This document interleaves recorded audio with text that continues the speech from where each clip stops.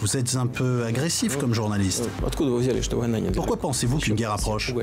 Pourquoi essayez-vous de faire peur à tout le monde? Parce que l'Ukraine n'est pas loin d'ici. Il y a des yeux, ils vous regardent, ils vous fixent comme ça. Il répond, vous savez, cette question-là, les journalistes russes, ils ne me la posent pas. Vladimir Poutine, pas la peine de lire 10 biographies, je savais à qui j'avais affaire. Vous avez eu peur? Bonjour, Gilles Boulot. Bonjour. Ça fait plus de 12 ans que vous présentez le 20h de TF1, 13 si on compte l'année où vous étiez joker de Laurence Ferrari. On va discuter un petit peu avec vous, de votre métier, présentateur du 20h. Et puis, moi je suis un peu curieux, j'ai essayé de voir un peu ce qui se passe aussi quand la caméra est éteinte. C'est bien, on est deux si on est curieux. Je voudrais commencer par vous. Vous êtes levé à quelle heure par exemple ce matin? Parce qu'on se dit le 20h c'est le soir, mais à quelle heure vous levez? Il y a souvent des gens qui me disent à quelle heure vous arrivez. Et ouais, ou à quelle heure vous attaquez. Je dis 7h, les gens me disent bah oui, 7h pour 8h. Je dis non, pas 19h, 7h. Bah oui, évidemment. J'attaque à 7h, je travaille de 7h à 8h30 chez moi, très efficacement. Voilà, je suis ici, je lis la presse que j'ai pas eu le temps de lire. Je me rafraîchis de tout ce qui s'est passé entre minuit et le matin. Et puis après, arrivé au travail, on élabore le journal, on trouve les angles. Et après, la journée, elle est très codifiée. Je suis comme un petit garçon de 8 ans, en fait. Vous avez vos routines, quoi. Dans le chaos de l'information, si vous n'avez pas des repères et des obligations que vous vous fixez, vous explosez en vol. C'est un métier c'est pas un métier de moine, c'est un métier de discipline. Ça vous arrive de sortir le soir, de faire la fête? Non, c'est impossible en semaine. Enfin, moi, j'en suis pas physiquement capable. D'autres ont peut-être des dons que je n'ai pas. Non, je sais pas faire ça. Non. Est-ce que ça veut dire que votre vie se résume à votre boulot? Non, mais ce travail m'a toujours passionné. J'ai toujours voulu être journaliste, aussi loin que je me souvienne. À 8 ans, j'horripilais mes parents. Je passais mon temps à poser des questions. Je voulais comprendre. Je voulais quitter le lieu où j'habitais. Je voulais découvrir le monde. Et donc, je suis le plus heureux des hommes. Je fais le métier que je voulais faire quand j'étais un gamin. Mais le fait de travailler autant, parce que manifestement, quand on voit le volume horaire de votre travail, vous travaillez beaucoup, est-ce qu'il n'y a pas le risque, l'écueil de se couper des gens? C'est-à-dire qu'en fait, vous ne voyez plus les gens puisque vous travaillez. Est-ce que vous les voyez, les gens? Est-ce que vous faites vos courses, par exemple? Vous allez, Ah oui, je fais mes courses, je prends le métro, je suis... J'ai une vie normale. Les gens vous parlent quand vous faites vos courses? Oui, bien sûr, ils me reconnaissent. Alors, quelquefois, ils m'engueulent en me disant « Oh là, Gilles, j'aime bien votre journal, mais on a pris cher il y a 2 jours. Hein. Je leur ai annoncé une inondation, une hausse des prix de l'électricité, une catastrophe, une guerre civile, un fait divers atroce. » Et à mon boulanger, souvent je réponds, j'essaie de me faire pardonner vers 20h20, 20h25 en mettant des sujets qui nous récompensent, qui nous montrent la beauté du monde, la bonté des hommes, toutes choses que je n'ai pas dites dans les 20 premières minutes du journal. C'est quelqu'un qui me disait ça, qui fait des études, que c'est finalement un programme familial. C'est-à-dire que les gens sont assis avec des enfants jeunes, hein, 9 ans, 10 ans, 11 ans, et quelquefois je réfléchis, j'ai un examen de conscience et je me dis quand même c'est dur d'infliger ça. La guerre, la révolution, les catastrophes, c'est la vie. Est-ce que vous arrivez à vous protéger? Annoncer des mauvaises nouvelles tous les jours, c'est pas forcément agréable. Est-ce que parfois ça vous pèse? Alors, pendant longtemps, je me suis dit qu'il fallait que ça glisse comme sur les plumes du canard. Est arrivé le Covid, 2020, et là, en fait, j'ai eu un moment un peu de schizophrénie, c'est-à-dire que ce dont je parlais était ce qui était en train de m'arriver à moi. Il y avait des bâches à TF1, tout était vide. Il y avait 2 informaticiens, 3 pompiers, des gens de la rédaction, pas tous, certains étaient à distance. Dans cette grande tour, on s'est dit, mais on est où? On parle de quoi? En fait, on parlait de nous. Et on faisait des journaux qui faisaient 50 minutes que 9, 10, 11 millions de Français regardaient. Enfin, c'était fou. Et donc oui, ça m'a... Et puis les guerres, les catastrophes m'affectent. Les images qu'on diffuse me touchent. Je pense malgré tout que pour être un bon médecin, il faut avoir de l'empathie avec ses patients et une saine distance malgré tout, pour bien poser un diagnostic et bien guérir ses patients. Et pour être un bon journaliste, je pense qu'il faut de l'empathie, mais vous allez vous effondrer si à chaque catastrophe, à chaque dysfonctionnement, à chaque révolte, à chaque guerre, vous prenez tout pour vous. Et ça, c'est quelque chose que vous avez en vous, ou c'est quelque chose que vous avez appris, qui avec le temps, à force de présenter le 20h tous les jours pendant 12, 13 ans? Mais ça m'affectait trop, ça me touchait trop. Quand vous avez la gorge nouée, en voyant les horreurs en Syrie il y a quelques années, quand vous voyez les choses atroces qui se passent dans le monde, vous dites, mais en fait, c'est ça la nature humaine, là. Ça fait 15 minutes que je suis en train de parler de choses atroce. Il n'y a personne pour racheter la condition humaine. Et donc, forcément, ça m'affecte. Je sais ce que j'inflige aux téléspectateurs. Ce que j'inflige aux téléspectateurs, c'est la nature humaine. Et elle est parfois extrêmement sombre. Et parfois, on fait des portraits, des rencontres qui nous redonnent la foi. Voilà, la foi dans l'homme.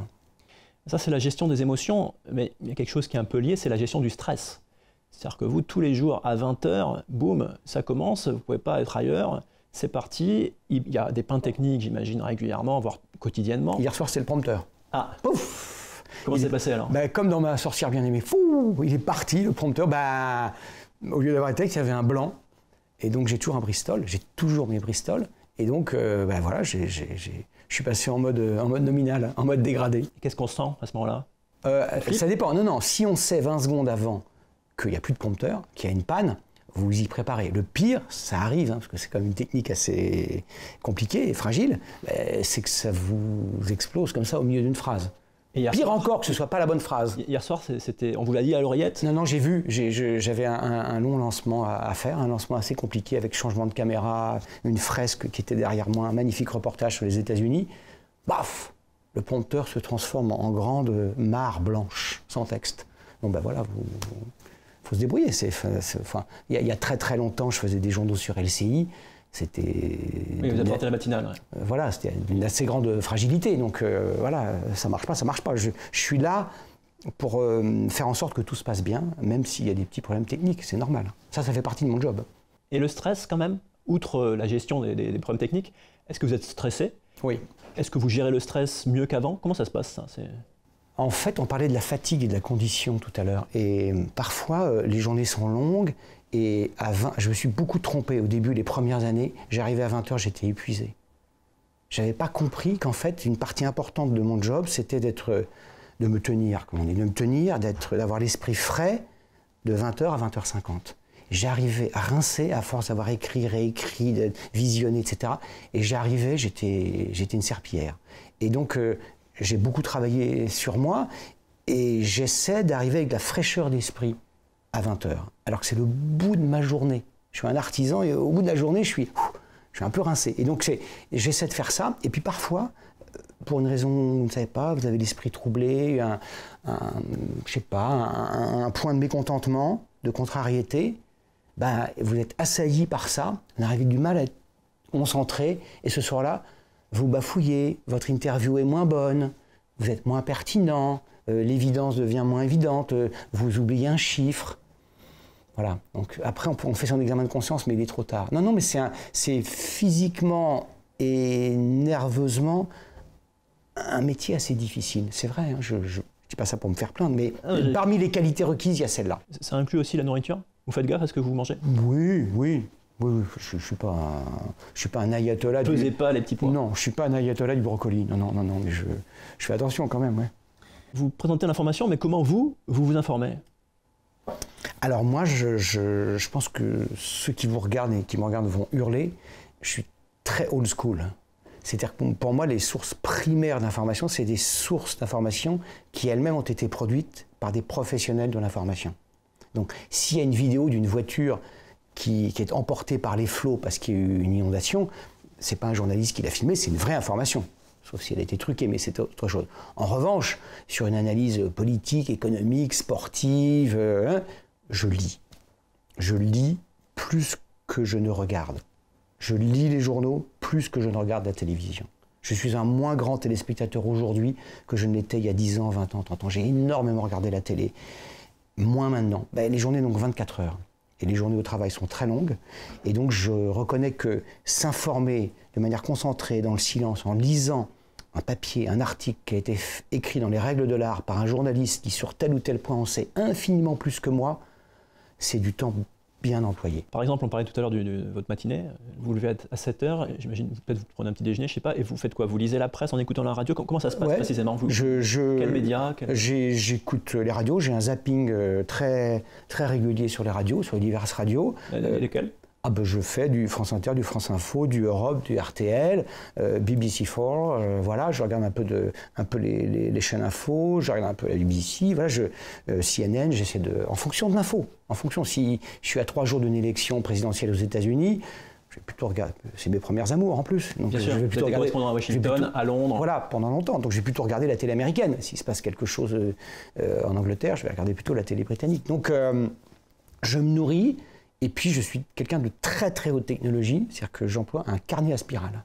Donc, j'ai un carnet à spirale, j'ai un stylo bille que je trimballe absolument partout, tout le monde se moque de moi, et je marque jeudi 10 octobre, par exemple. Et là, je note, sans rime ni raison, je note les chiffres, c'est des antisèches, des chiffres, des stimuli, un point d'exclamation, ça veut dire, tiens, creuse cette piste-là, nanana. Et donc, voilà, et je les garde, j'en ai une armoire entière qui n'a ni queue ni tête, mais ça m'évite de m'encombrer la mémoire en me disant « tiens, pense à ça ».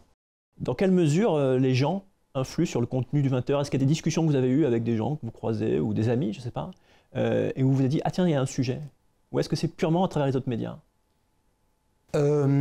Discuter avec les gens, en fait, c'est la source de vérité. Parce que la plupart du temps, quand vous allez interroger les gens avec une caméra, j'espère que je fais exception aujourd'hui, c'est horrible à dire, mais ils vont vous vendre quelque chose. Une revendication, une plainte, un objet de fierté. Ils ne vont pas forcément être dans la sincérité. Vous discutez demain avec un plombier qui vous parle du problème d'embauche des alternants. Vous discutez avec un chef d'entreprise. Vous discutez avec la femme qui fait le ménage dans le bureau. Vous dites « ah ouais, d'accord, vous gagnez combien ? Vous mettez combien de temps en RER pour venir le matin ?» Mais aucun homme politique ne me dit ça. Et donc c'est indispensable. Et donc, comme j'ai fait ça pendant 25 ans, j'étais reporter partout dans le monde. Mon métier, c'était de recueillir la parole des gens. La parole vraie, la parole ressentie, subjective, étayée par les faits, qu'importe. L'humanité, me frotter à l'humanité. Et ça, c'est formidable. Et donc, j'ai pas perdu ça. Et donc, il y a à la fois l'approche livresque, que dit un article, que dit la conférence de presse du chef de l'État, de telle personne. Et puis, il y a ce que vous dites. Discuter avec un conducteur de car, avec mon boulanger, voilà. Ça, c'est très important. On en apprend beaucoup. Mais est-ce qu'on peut encore le faire quand on est Gilles Boulot et qu'on est connu? En fait, vous êtes connu, les gens vous parlent de manière différente. Mais j'ai aucun pouvoir sur eux. Si j'étais leur député, leur maire, leur président, leur représentant syndical, pardon d'être familier, mais ils me vendraient leur truc. Mais que voulez-vous je ne peux rien pour eux. Je ne peux rien pour eux. Je ne vais pas leur trouver une place dans une grande école pour leur enfant. Je ne vais pas leur avoir une augmentation de salaire. Donc il y a rien. Donc il y a un langage de vérité. Je comprends, c'est un peu la théorie et j'entends ce que vous dites et je vous crois sincère. Mais malgré tout, la célébrité que vous avez acquise, parce que les gens vous voient tous les jours à 20h, est-ce que ça n'a pas changé quand même votre rapport aux gens? Peut-être pas de votre faute, mais eux, ils ont changé leur regard par rapport à vous, sans doute. D'abord, je ne suis pas sûr que le mot célébrité soit le bon mot. Un chanteur, un écrivain, un comédien, il est célèbre pour ce qu'il fait. Un homme politique, il est connu pour ce qu'il fait aussi. Quand vous êtes dans le salon des gens et que vous êtes le vecteur, le facilitateur de l'actualité, célèbre, c'est pas le mot. Il y a une familiarité. Jean-Pierre Pernaut, que j'ai adoré, il avait, avec les millions de gens qui l'ont regardé pendant des années, une familiarité, pas célébrité.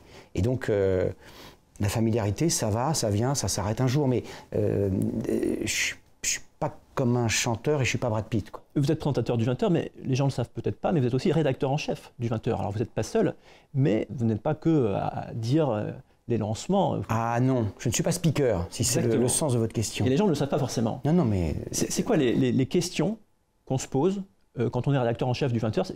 Comment on dit, tiens, on va mettre ça d'abord, ouvrir avec ça, conclure avec ça? C'est quoi les questions qu'on se pose? Wow. On a 3 heures devant nous ou pas? Un peu moins.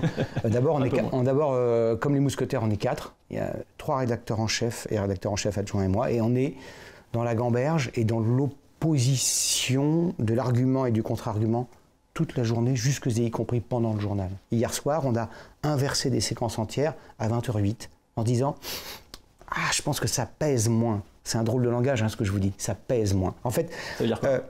Ça veut dire qu'il n'y a pas de règle d'airain, il n'y a pas de règle mathématique sur comment on va construire un journal.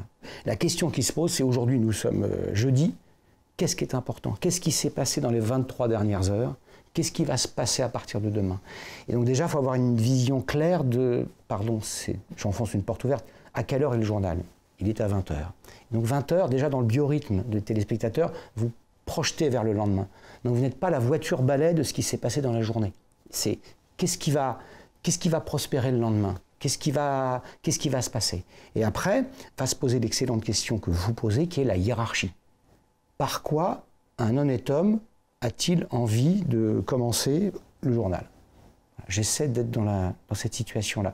En quoi j'essaie de ne pas tordre l'actualité avec ce qui serait ma marotte, ma crainte ou mon envie secrète de promouvoir tel ou tel parti politique. Question qu'on me pose souvent. Et donc, en toute honnêteté intellectuelle et souvent en désaccord ô combien amical avec mes rédacteurs en chef, avec mon patron, Thierry Tulier, on passe notre journée à ça. On passe notre journée. Vous dites hier soir 20h08, on change. Et qui c'est qui tranche? Mon rédacteur en chef, moi, le chef d'édition, le satellite qui ne marche plus, la technique tranche parfois. Mais si on est 4, il y a bien à un moment donné quelqu'un qui doit trancher. C'est vous qui... Non, il n'y a jamais d'argument d'autorité. Je suis le chef, on fait ça. Moi, je ne fonctionne pas comme ça parce qu'on n'est pas dans un tableau Excel avec une vérité révélée. Je ne suis pas en train de dire, les gars, 2 et 2 font 4, donc je vais dire 4. Il y a dans l'élaboration du journal télévisé quelque chose qui tient de l'évidence, de la profondeur, du recul, de qu'est-ce qu'on sait du monde, et, j'ose le dire, un peu du feeling. Il y a un mot que vous avez employé dans une discussion, c'est le mot évidence. Moi, je me méfie de ce mot, parce que l'évidence, c'est pas évident. Par exemple, dans la structure d'un journal télé, on va dire, on va d'abord parler du national, après l'international, et puis la culture, ça sera à la fin avec le sport. Pourquoi on ne parle pas du sport d'abord ou de la culture? Pourquoi il y aurait des raisons comme ça D'abord, dans notre journal, c'est pas forcément comme ça que ça se passe. Je pense que le jour où Michel Blanc meurt, c'est bien au-delà de la culture. C'est vrai, c'est une exception.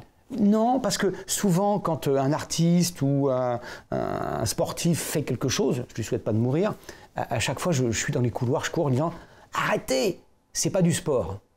Vous voyez, le jour où Rafael Nadal annonce sa retraite, ça n'est pas du sport. Évidemment, je vénère Rafael Nadal, mais ça n'est pas du sport, ça dit quelque chose. Donc voilà, c'est dans le champ commun de l'actualité. Et donc s'il faut ouvrir avec Rafael Nadal, on ouvre avec Rafael Nadal. Mais est-ce que votre questionnement, c'est qu'est-ce qui va intéresser les gens?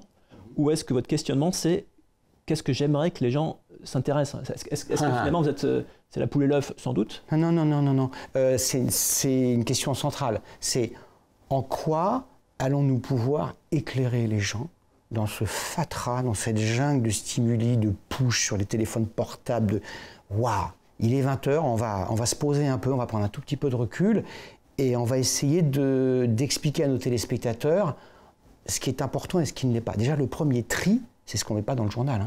On a 17 sujets, 16, 15, 17, je n'ai pas fait le compte précisément, ça ne dure que 40 minutes. C'est long, 40 minutes, mais il y a des centaines de sujets qu'en un jour donné, nous ne traitons pas. Donc déjà, c'est un premier tri. Et après, il y a la taille respective des sujets et il y a leur ordre. Tout ça pour répondre à votre question, qui est secrètement, le prof d'histoire géo frustré que je suis a envie de parler jusqu'au dernier élève en disant « Si, la troisième croisade c'est intéressant, le débarquement c'est intéressant et les débuts de la Ve République c'est intéressant. » Voilà, j'ai envie que les gens soient passionnés par l'actualité. Alors, on a parlé de votre métier de présentateur, votre métier de rédacteur en chef. Vous êtes aussi intervieweur, qui est un métier en soi, quelque part. Dans le 20h, vous interviewez des gens. C'est quoi pour vous une bonne interview? Une bonne interview, pour dire les choses brièvement, c'est une interview qui va apprendre quelque chose aux téléspectateurs. Donc, je ne suis pas boxeur, je ne suis pas l'adversaire, ni le faire-valoir de l'homme politique ou de tel ou tel responsable. Je suis journaliste et je pose des questions au nom des téléspectateurs. Et donc, je ne vais pas jargonner, je ne vais pas faire, pour ce qui est de la politique, tourner autour du truc et faire de la politique petit bras. J'essaie d'éclairer et de prendre de la hauteur et à chaque fois d'instiller des enjeux concrets dans une interview. Et donc, ça marche, quelquefois ça marche pas, quelquefois c'est moi qui suis pas bon parce que j'écoute pas assez. Par exemple, vous avez un exemple d'un moment où vous avez été pas bon? Oh oui, alors, mais j'allais m'excuser, j'allais présenter mes excuses.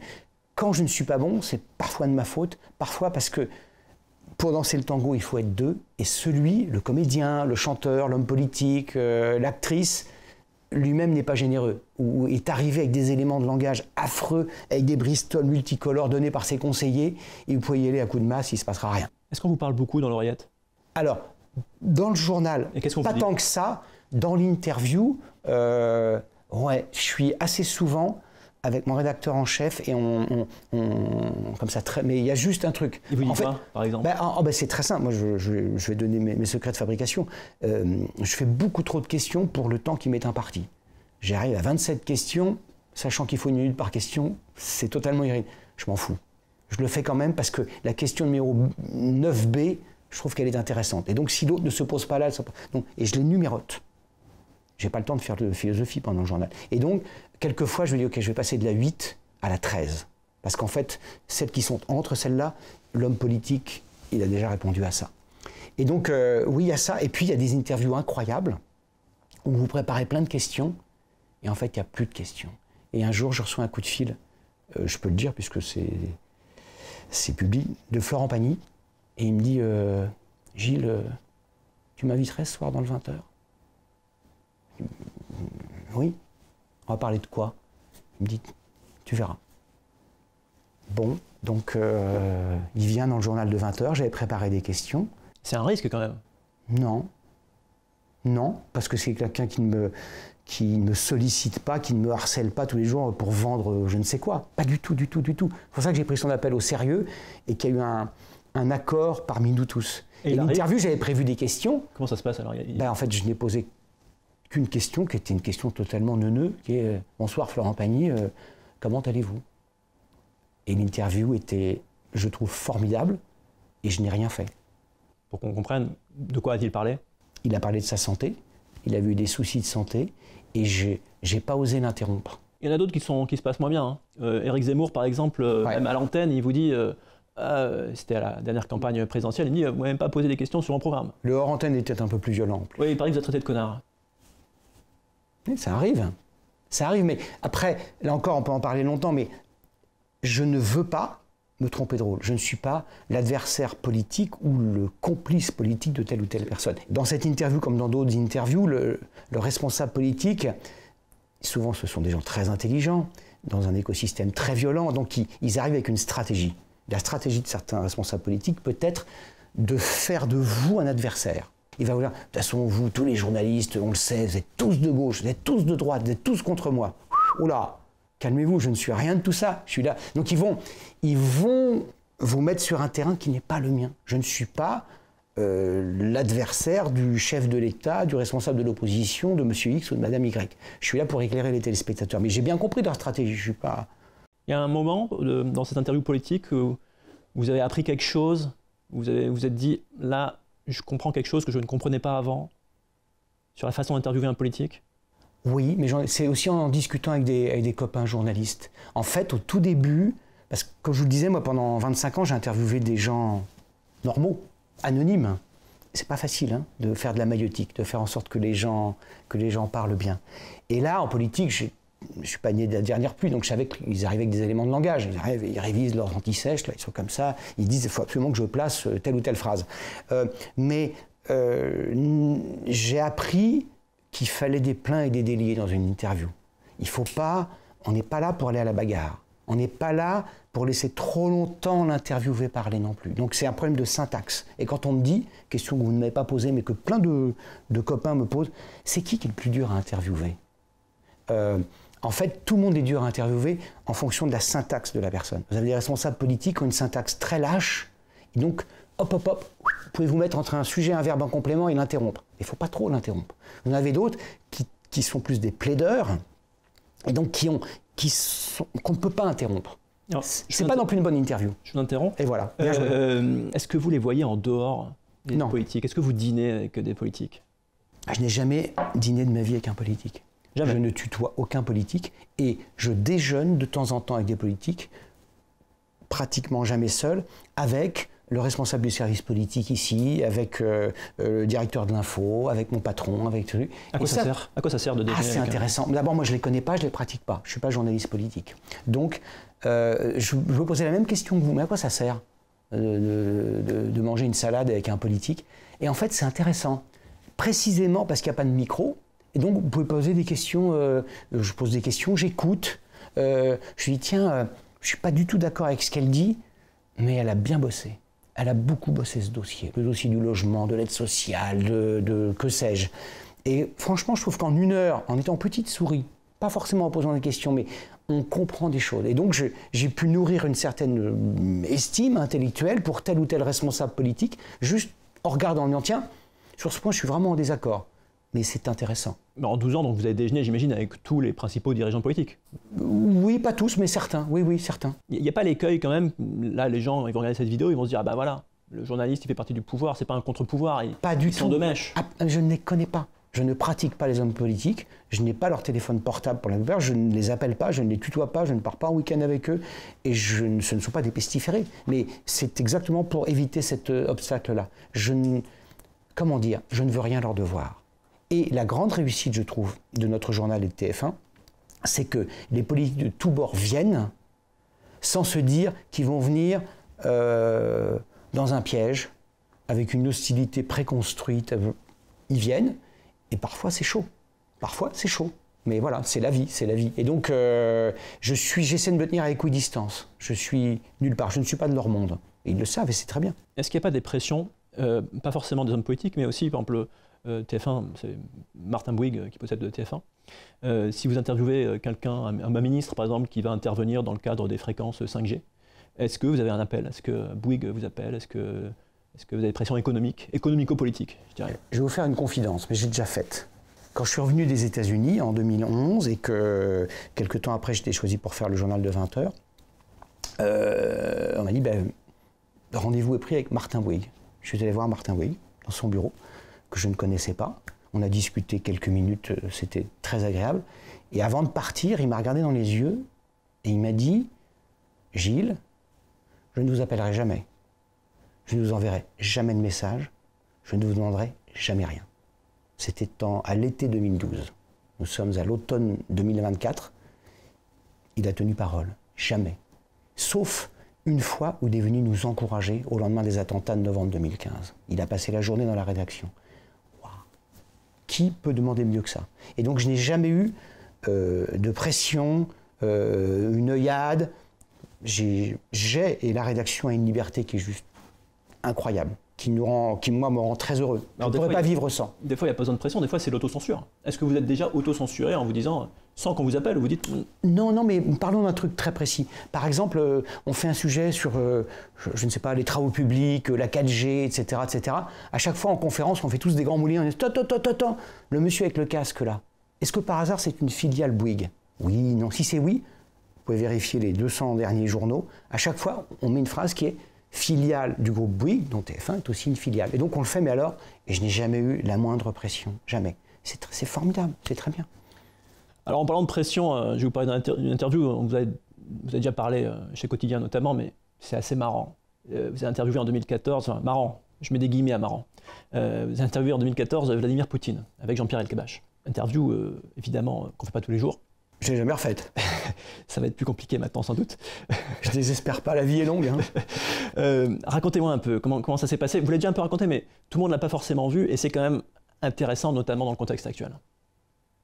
En fait, d'abord, je veux dire que quand on interviewe quelqu'un, on a toujours des bagages avec soi.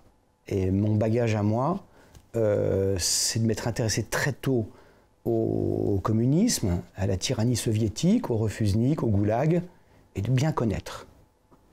Et l'autre avantage que j'ai, c'est que jeune journaliste, j'assistais au délitement de l'Empire soviétique, en Hongrie, en Allemagne, etc., etc. Donc on ne me la fait pas. Quand un chef d'État russe a passé les 35 premières années de sa vie au KGB, en martyrisant les Est-Allemands à Dresde, je doute qu'à 55 ans, il devienne un grand démocrate. Donc, Vladimir Poutine, pas la peine de lire 10 biographies, je savais à qui j'avais affaire. Et Jean-Pierre Elkabbach aussi. Et donc, vous arrivez à Sotchi, pas loin de là où était la résidence de Staline, ayant en tête que Staline fatiguait, épuisait ses ministres, ses interlocuteurs, en dormant le jour et en travaillant la nuit, en les épuisant. Quand on a compris qu'au bout d'1 heure, 2 heures, 3 heures, 10 heures, il allait nous faire lanterner dans une petite pièce sans toilette. Parce que vous arrivez à 14h et l'interview était prévue à 14h, on avait travaillé avec Jean-Pierre, les questions, c'était un bonheur de bosser avec lui, les questions, les rebonds, etc. Déjà, il y a une tension, quoi. Et puis on apprend petit à petit que c'est pas 14h, mais 14h30, et puis 15, et puis 16. Et là, on s'installe dans une pièce qui ressemble un peu à celle-là, avec des gars du FSB qui viennent doubler nos propres caméras. Je dis, mais qui êtes-vous? Et je m'aperçois qu'en fait, derrière chaque caméraman de TF1, il y a un autre gars qui arrive, Oleg, Igor, et ils sont tous du FSB, et ils viennent filmer la même chose que ce que nous sommes en train de filmer. Les services secrets russes, le FSB. Pardon, les dignes successeurs du KGB. Et donc... Et c'est bête à dire, on parlait tout à l'heure de l'exigence de forme physique. Mais avec Jean-Pierre, on était fatigués, on n'en pouvait plus. Et donc, par un phénomène psychologique bien connu, on commence un peu à baisser les armes. C'est-à-dire que la première question, on s'était promis de faire une première question punchy, etc. Quand il est 17h, vous êtes assis là, rien à manger, comme ça, vous dites, bon, plus vite on en a fini, mieux ce sera. Donc c'est formidable. Et donc quand à 19h, 20h, la porte-parole de Poutine dit il a encore 2 ministres à consulter, il sera à vous, vous dites ok, bon, à mon avis, à 21h c'est bon, puis 22h, puis 23h.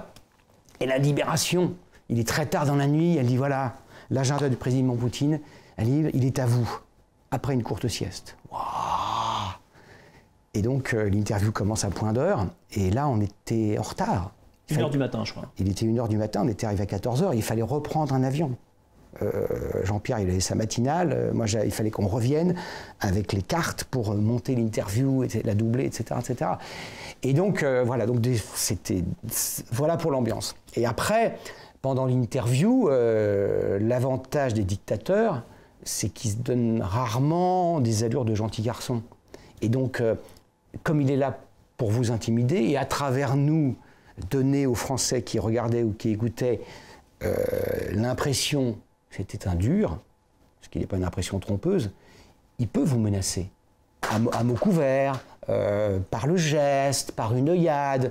Et donc voilà, quand je lui pose une question sur les Pussy Riots, qui était ce groupe féministe qui avait été condamné, qui allait être condamné à une lourde peine, à cette question-là ou à une autre, évidemment, il répond, vous savez, cette question-là, les journalistes russes, ils ne me la posent pas. Il vous dit dans l'interview, vous êtes un journaliste agressif, vous parlez d'invasion en Ukraine, pourquoi vous parlez de ça? Il y a pas de... Et puis je vous promets, jamais, vous m'entendez, jamais, je n'empiéterai d'1 mètre carré sur l'Ukraine. La guerre n'est pas très loin, à quelques centaines de kilomètres d'ici. Je pense... D'abord, je pense que vous exagérez un peu en disant qu'une guerre approche. Vous êtes un peu agressif comme journaliste. Pourquoi pensez-vous qu'une guerre approche? Pourquoi essayez-vous de faire peur à tout le monde? Parce que l'Ukraine n'est pas loin d'ici. Et alors? Et c'est là qu'il y a la guerre. Et quand il dit il y a la guerre, elle est là. Ce n'est pas une guerre là-bas. C'est une opération de représailles que mène le pouvoir de Kiev contre une partie de sa population. Ce n'est pas une guerre étrangère, il y a là une grande différence. J'avais aussi beaucoup lu les entretiens d'Hitler avant l'Anschluss et avant la Tchécoslovaquie, avant ça. Donc les tyrans ont tous les mêmes méthodes. Mais j'étais, c'est vrai, fasciné d'être à 2 mètres de lui. Vous avez eu peur? Non, pas peur. Vous posez une très bonne question. J'avais pas peur, je ne voulais pas être désarmé. Je ne voulais pas... Ne pas avoir peur, ça suffit pas. Il n'allait pas s'en prendre physiquement à nous, je ne crois pas. Mais ne pas être désarmé par la fatigue et puis l'emprise qu'il a sur... Il a des yeux, il vous regarde, il vous fixe comme ça. Vous dites, ok, bon, pourquoi être méchant dans cette question? De 2 formulations, sur l'Ukraine, choisissons la plus sympatoche. Et puis j'aurai bien une réponse. Et c'est ça qui est compliqué dans ce combat, dans ce jeu d'échecs. Et je trouve qu'on s'en est plutôt pas mal sorti. On parlait d'une bonne interview. Je pense qu'elle a bien vieilli, cette interview. Il est heureux d'une certaine manière que vous ayez affaire le 6 juin à Barack Obama. Si vous aviez affaire à Hillary Clinton, les choses tourneraient peut-être mal. Elle a dit il y a quelques jours que ce que faisait la Russie en ce moment en Europe centrale ressemblait à ce qu'Hitler faisait dans les années 30. Vous avez pris ça comme l'injure suprême en tant que citoyen et président russe? Vous savez, il est préférable de ne pas débattre avec les femmes. En tant que journaliste, quand il y a un homme politique, en l'occurrence Vladimir Poutine, qui dit ça, est-ce que vous pensez qu'il faut relever ce propos sexiste ou pas? Je ne crois pas qu'il faille. Enfin, c'est tellement évident. D'abord, il est extrêmement intelligent. Donc, pourquoi tenir ce propos-là à une télévision française, sachant que les gens vont trouver ça abject, etc. Non, j'avais pas envie de surligner au stabilo en disant mais c'est extrêmement sexiste.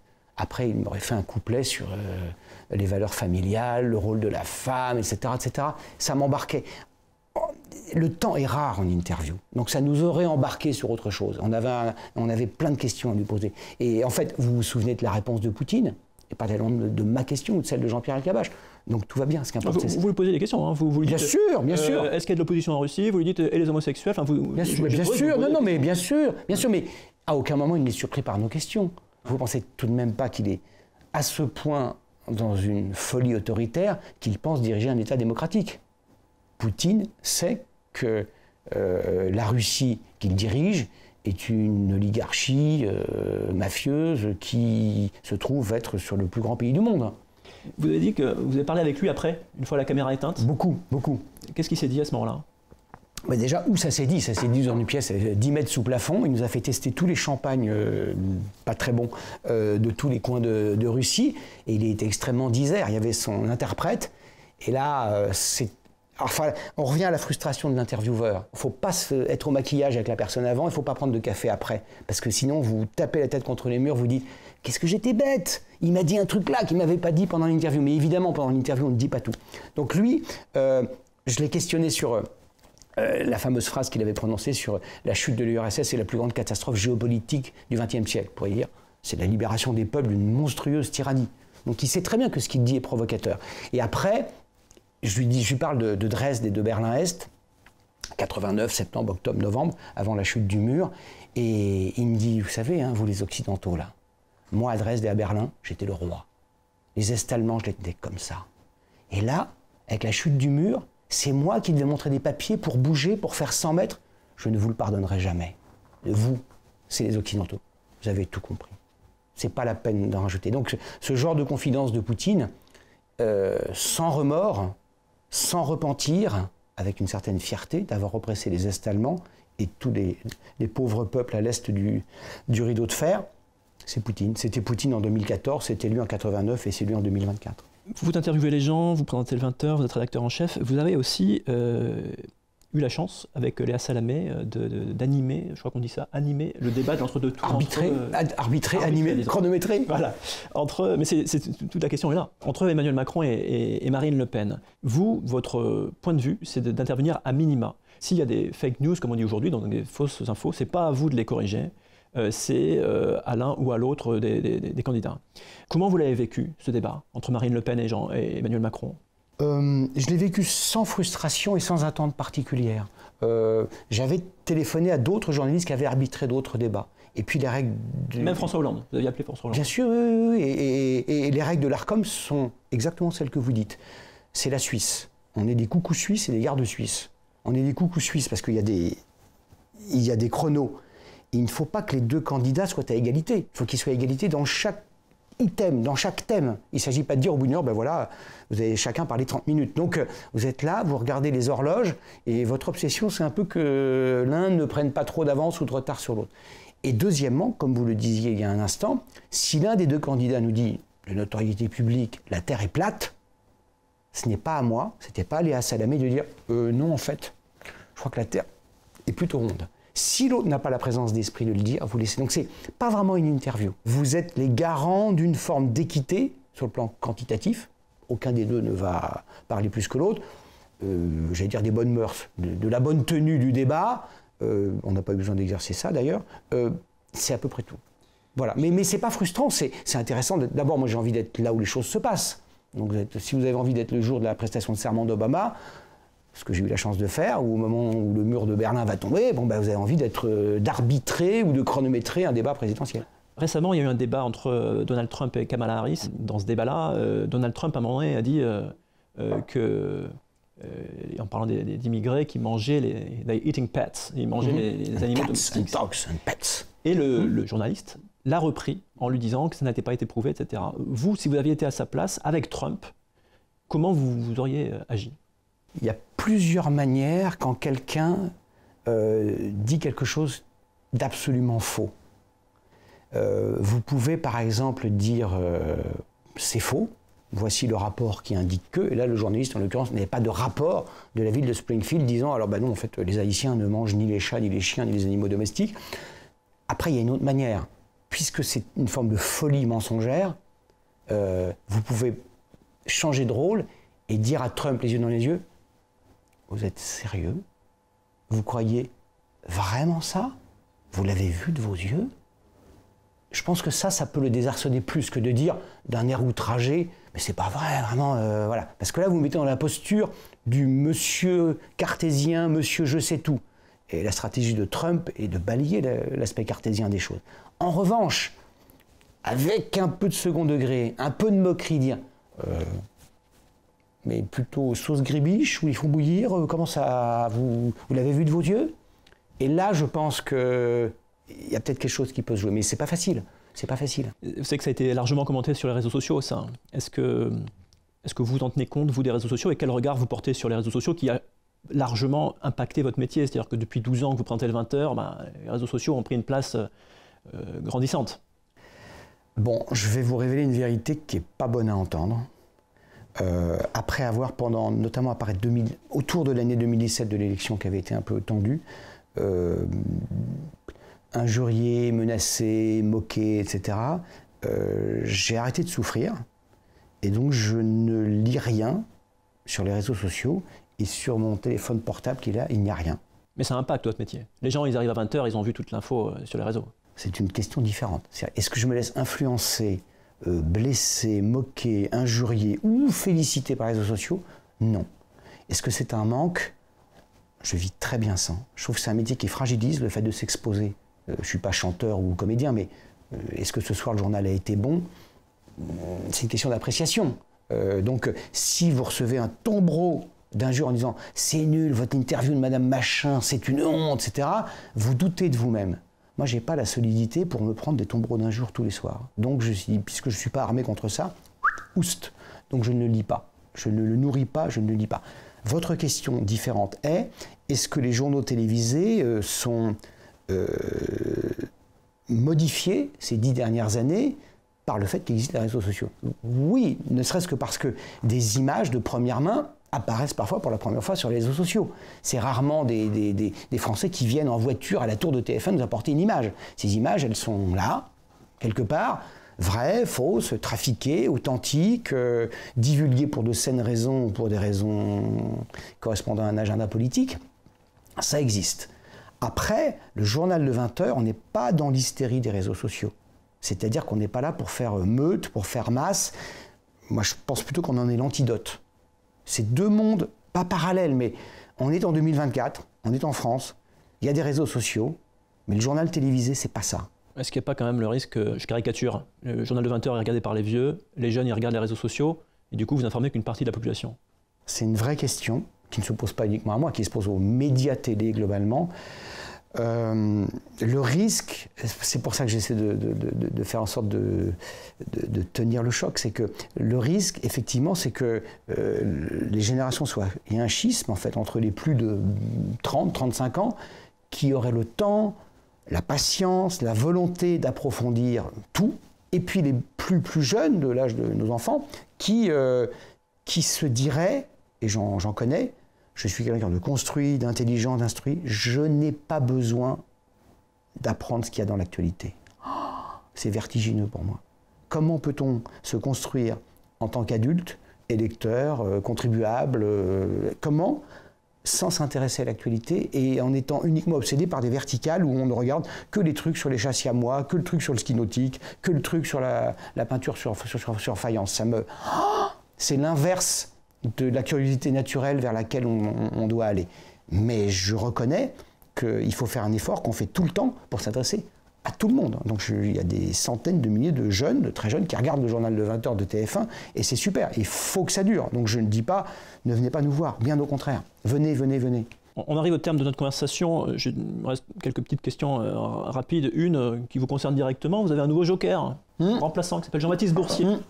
C'est très récent. Il n'a pas encore eu l'occasion de présenter le 20h sur TF1, même si les téléspectateurs le connaissent sans doute. Thierry Tullier, qui dirige les informations chez TF1, a dit notamment qu'il était rassurant pour le public.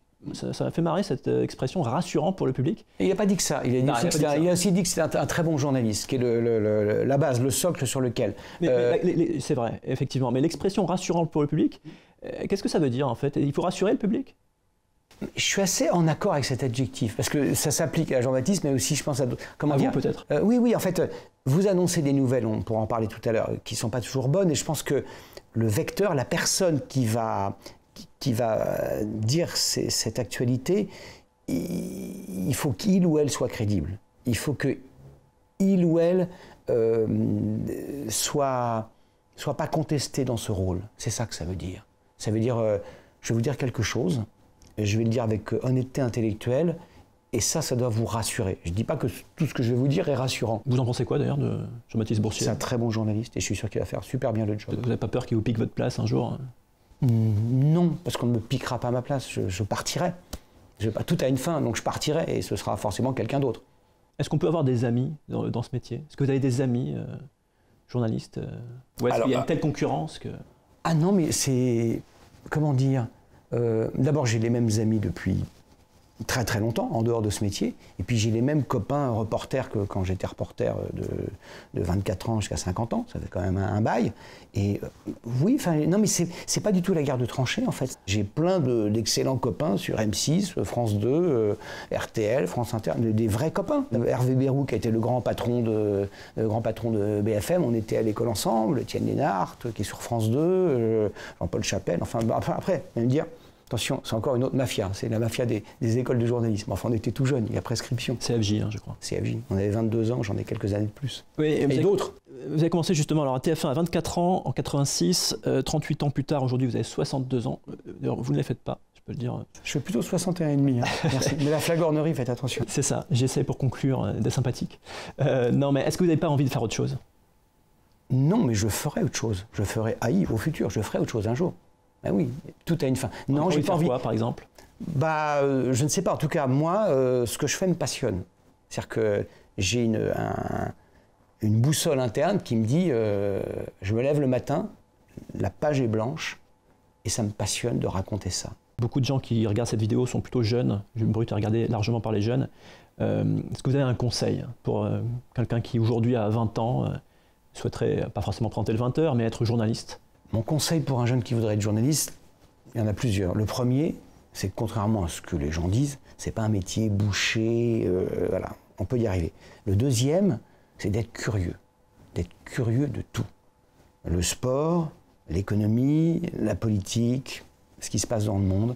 Et en étant curieux, c'est un voyage merveilleux d'être journaliste. C'est-à-dire que c'est quand même la satisfaction un peu égoïste de faire ce qu'on a envie de faire, c'est-à-dire d'assouvir sa curiosité. Donc si vous avez été un élève ou si vous êtes un élève passionné par l'histoire géo, les sciences, le sport ou que sais-je, le journalisme c'est la continuation de ça en étant payé pour faire ça. Vous êtes là pour exercer avec honnêteté votre curiosité naturelle. C'est quand même formidable. C'est le plus beau des métiers. Aucun milliardaire, aucun chef d'État n'a pu aller où moi ou mes copains reporters on est allés. La jungle d'Amazonie avec Raoni, être à 30 mètres d'Obama un jour de janvier 2009 lors de la prestation de serment. Oh, vous êtes comme ça. C'est ça qui vous a le plus frappé comme expérience, comme souvenir? Tout m'a frappé. Mais j'oublie, mais tout, il faudrait que je fasse une liste. Vous avez cité 2 fois Obama. Ah ouais. J'étais aux États-Unis depuis plusieurs années, correspondant, et vous saviez que ça allait arriver. Il gagne l'élection, donc déjà en novembre 2008, et vous connaissez la date, janvier 2009, prestation de serment. La pièce, le texte, allais-je dire, est écrit.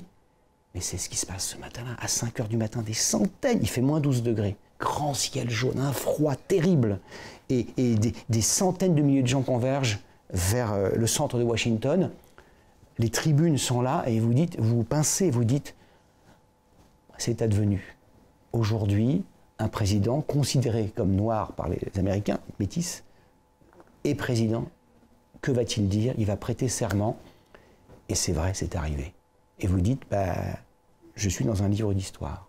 Et donc je vais essayer d'être à la hauteur de ça et de commenter cette prestation de serment avec la hauteur qui sied à ce genre d'événement. Ah ouais, quel privilège, c'est formidable. Mais être au fond de l'Amazonie avec Raoni, c'est extraordinaire aussi. Et puis être avec quelqu'un qui travaille de nuit pour montrer ce qu'est le travail de nuit, passer 2 heures avec Paul McCartney, qui peut faire ça?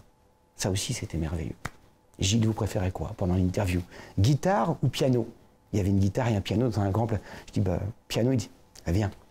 Puis après, on discute, comme on le fait là, sans but ni raison. 2 heures avec Paul McCartney. Vous connaissez un métier qui permet de faire ça? Un journaliste. Voilà, c'est un métier de privilégié, de rencontrer des gens talentueux, passionnés. C'est la rencontre de l'humanité, en fait, journaliste. Et au poste qui est le mien, d'une certaine manière, je continue à le faire, de manière un peu détournée. Mais c'est quand même génial. Merci. Merci à vous, c'était un plaisir.